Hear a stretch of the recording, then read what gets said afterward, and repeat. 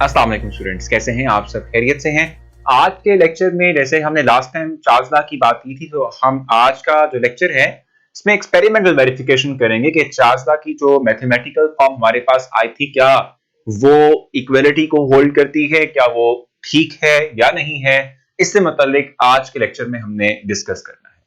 तो जी स्टूडेंट, जैसे मैंने आपसे कहा कि हमने एक्सपेरिमेंटल वेरिफिकेशन की बात करनी है, तो स्टार्ट करते हैं। हम बात कर रहे हैं एक्सपेरिमेंटल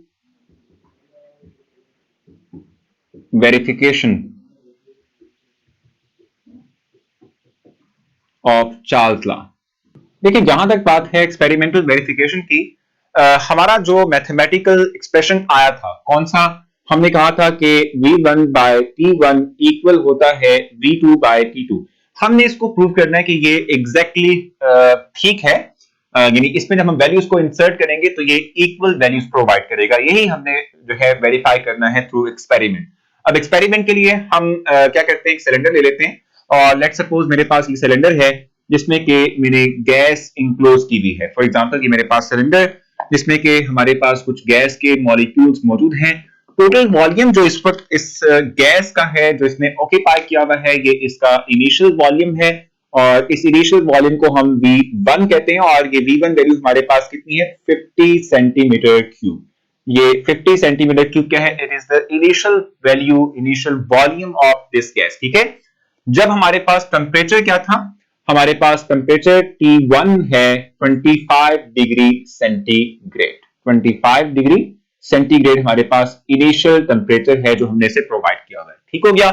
अब जैसे कि हमने लास्ट टाइम कहा था कि वॉल्यूम जो है it is directly proportional to temperature, तो हम अगर टेम्परेचर को बढ़ाएंगे तो हमने कहा था वॉल्यूम इंक्रीज करेगा। तो अब हम देख लेते हैं कि किस तरह से होगा। हम कहते हैं कि भाई अगर हमने टेम्परेचर बढ़ा दिया, लेट्स सपोज हमने टेम्परेचर कर दिया है अब 25 डिग्री सेंटीग्रेड से 100 डिग्री सेंटीग्रेड। ठीक है, अगर हम टेम्परेचर को कर देते हैं क्या, 25 डिग्री सेंटीग्रेड से 100 डिग्री सेंटीग्रेड, तो फिर क्या होता है, फिर हम कहते हैं कि इसका जो वॉल्यूम होगा यानी कि V2 जिसकी हम बात कर रहे हैं, ठीक है, ये V2 वॉल्यूम जो है now it will becomes 62.5 centimetre cube. और ये कब हुआ कि हमने जब जो है इस गैस को क्या किया, टेम्परेचर प्रोवाइड किया बाय प्रोवाइडिंग हीट प्रोवाइड करने से टेम्परेचर प्रोवाइड किया, तो इसका वॉल्यूम जो है सेकंड वॉल्यूम कन्वर्ट हो गया, इंक्रीज कर गया 62.5।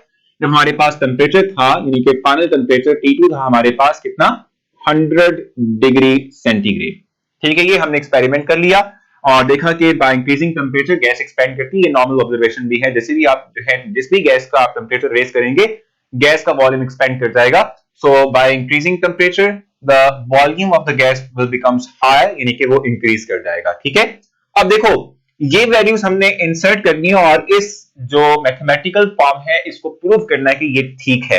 मैंने लास्ट टाइम भी आपसे कहा था जब हमने चार्ल्स लॉ से पहले हमने एब्सोल्यूट टेम्परेचर या केल्विन स्केल की बात की थी, तब मैंने आपसे कहा था कि केल्विन स्केल हम इंट्रोड्यूस इसलिए करवा रहे हैं क्योंकि ये mathematical form degree Celsius temperature के थ्रू वेरीफाई नहीं होती। मैं आपको बता देता हूं, जैसे फॉर एग्जांपल मैं इनिशियल टेम्परेचर वॉल्यूम की जो वैल्यू है इसमें पुट करता हूं और देखता हूं कि क्या इक्वलिटी होल्ड करेगी या नहीं करेगी। अगर मैं V1 बाय T1 की बात करूं, V1 हमारे पास है 50 और T1 हमारे पास है 25 डिग्री सेंटीग्रेड। तो इससे जो हमारे पास रिजल्ट आएगा वो हमारे पास होगा 2। जबकि अगर आप V2 बाय T2 की बात करते हैं तो V2 हमारे पास क्या है 62.5 और T2 हमारे पास क्या है 100 डिग्री सेंटीग्रेड। इससे जो रिजल्ट आएगा दैट विल बी 0.625। आप देख रहे हैं कि ये दोनों के दोनों इक्वल नहीं है, यानी हम कहेंगे कि ये दोनों के दोनों इक्वल नहीं है। ठीक हो गया, इक्वल नहीं है और इसका मतलब ये हुआ कि हम चार्ल्स लॉ का जो मैथमेटिकल फॉर्म है इसको इक्वल नहीं कर रहे, यानी प्रूव नहीं कर पा रहे।